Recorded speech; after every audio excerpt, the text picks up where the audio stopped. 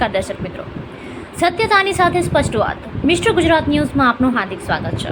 આજના મુખ્ય સમાચાર છે। રાજકોટના ઉપલેટામાં તાલુકા પંચાયત કચેરી ખાતે ખાખી જાડિયા ગામના યુવકે કર્યો આત્મવિલોપનનો પ્રયાસ।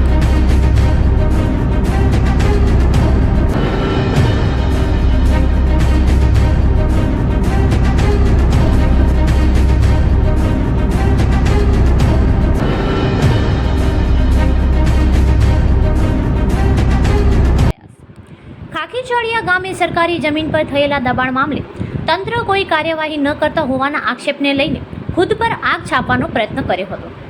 ખાખીજાડિયા ગામના અરવિંદભાઈ સુવા નામના વ્યક્તિએ તંત્રની કામગીરીથી કંટાળી આત્મવિલોપનનો પ્રયાસ કર્યો હોવાનું સામે આવ્યું છે।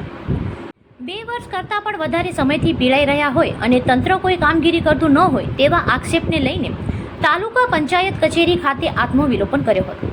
યુવકે પોતાના શરીર પર જ્વલંતશીલ પદાર્થ છાંટી આત્મવિલોપનનો પ્રયાસ કર્યો હતો। તંત્રની કામગીરીથી કંટાળી આત્મવિલોપન કરતા કચેરી ખાતે અફરાતફરી મચી ગઈ હતી। તાલુકા પંચાયત કચેરી દ્વારા પોલીસને જાણ કરતા યુવકની અટકાયત કરવામાં આવી। મારું ગામ ખાખીજાડિયા, મારું નામ છે અરવિંદભાઈ કનુભાઈ સુવા। હું જે વિસ્તારમાં રહું છું એ વિસ્તારની અંદર રહેણાંક વિસ્તાર છે। રહેણાંક વિસ્તારની અંદર સરકારી જમીન ઉપર મોટું પાકું મકાન, ગોડાઉન, મોટા શટર વાળું ગોડાઉન ખડકી દીધું છે સરકારી જમીન ઉપર। નથી એના કોઈ આધાર પુરાવા કે નથી એની કોઈ મંજૂરી। 3 વર્ષથી અમે લગાતાર અરજીઓ કરવા છતાં આ તાલુકા પંચાયત કે ખાખીજાડિયા ગ્રામ પંચાયત કોઈ કામગીરી કરતી નથી અને ભ્રષ્ટાચારના પાપે કામગીરી નથી થતી। અમારી માગણી એ છે કે સરકારી જમીન ઉપર જે ગોડાઉન છે એ તાત્કાલિક હટાવવામાં આવે, નહીતર અમે જે આ પગલું ભર્યું છે એ મેં આત્મવિલોપનનો પ્રયાસ કર્યો છે। મેં પેટ્રોલ છાંટીને આત્મવિલોપન કરવાની કોશિશ કરી છે।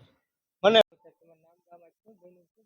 આજે અરવિંદભાઈ કનુભાઈ સુવા અરજદાર ખાખીજાડિયાથી એણે તાલુકા પંચાયત કચેરીએ વારંવાર અધિકારીઓ પાસે ધક્કા ખાઈને કંટાળીને આત્મવિલોપન કરવાની કોશિશ કરી હતી। એને અમે અત્યારે રોકવામાં આવ્યા છે, બરોબર છે।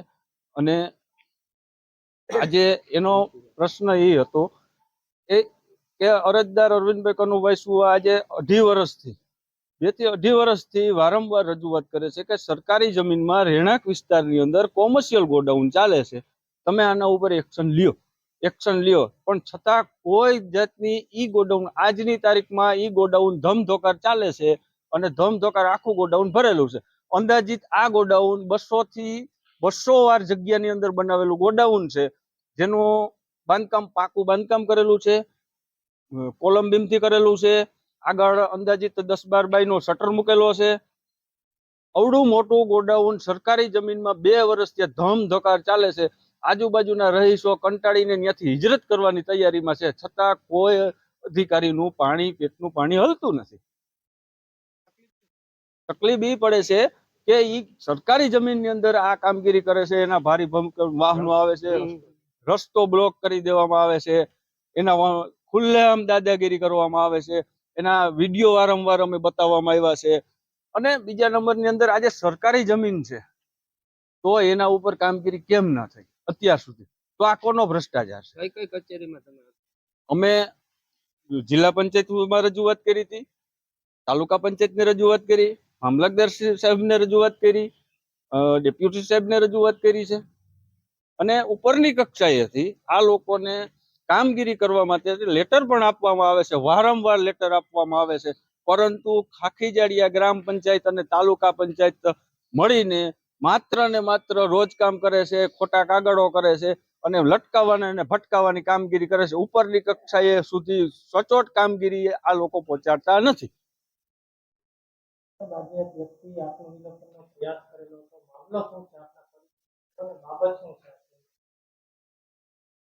આત્મવિલોપનનો પ્રયત્ન કરવો એ એક સદંતર ખોટી બાબત છે।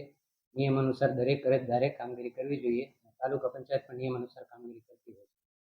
એમાં મૂળ બાબતમાં ખાખીજાડિયા ગ્રામ પંચાયત બાબતનો દબાણનો પ્રશ્ન છે, એ બાબતે અત્રેથી નિયમ અનુસાર દરેક પ્રકારની કાર્યવાહી કરવામાં આવી છે અને એ પ્રમાણે અમે આગળ વધી રહ્યા છીએ। શું બાબત શું છે? બાબત છે કે એમનો સર્વે નંબર 4-1 અને 4-2 પૈકી જે પ્રાંત અધિકારી સાહેબે નવા ગામદળમાં જમીન નિયમ કરેલી હતી તેમાં એમના દબાણની રજૂઆત છે. એ બાબતે આગળની કાર્યવાહી કરવામાં આવી રહી છે. સાહેબ, કોઈ ગ્રામ પંચાયત દ્વારા એ લોકોને નિયમમાં કાંઈ કાગળ તમને લોકોને લખીને આપી દીધા છે?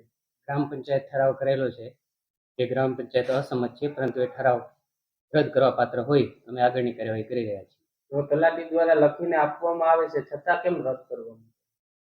તલાટી દ્વારા લખીને આપવામાં આવેલ છે તે ગ્રામ પંચાયત સાથે સહમત નથી, ઠરાવ સાથે સહમત નથી એવું તલાટી દ્વારા લખીને આપવામાં આવ્યું છે. એટલે તલાટી તકમ મંત્રી છે એ એમના દ્રષ્ટિએ યોગ્ય કાર્યવાહી નિયમ અનુસાર કરેલ છે.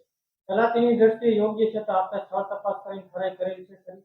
પ્રથમ કોઈ પણ દબાણ દૂર કરવું એટલે ગ્રામ પંચાયતની દબાણની ગુજરાત પંચાયત અધિનિયમ 1993 ની કલમ અંતર્ગત 105 અંતર્ગત ગ્રામ પંચાયતની જવાબદારી આવે છે અને આ અનુસાર જીઆર ઠરાવો કાયદા અને વિકાસ કમિશનર તરફથી પરિપત્રો થયેલ છે. એટલે ગ્રામ પંચાયત દબાણની કાર્યવાહી દૂર કરવા માટે સક્ષમ છે. 3 વર્ષથી હેરાનગતિ થઈ રહી હોવાનું જે અરજદાર જણાવે છે. 3 વર્ષથી મારી અહીંયા માર્ચ મહિનામાં મારી જ્યારે બદલી થઈ ત્યારે આચારસંહિતાનો સમય બાદ કરતા દરેક પ્રકારની કાર્યવાહી મારા તરફથી કરવામાં આવેલ છે. સાહેબ, આની પહેલા પણ ગ્રામ પંચાયત દ્વારા નોટિસ આપવામાં આવી જે હતી. તે અધિકારી જે તે સમય હોય એનો તમારે જવાબ મેળવવો જોઈએ. બાકી મારા આવ્યા પછી મેં દરેક પ્રકારની કાર્યવાહી કરેલ છે.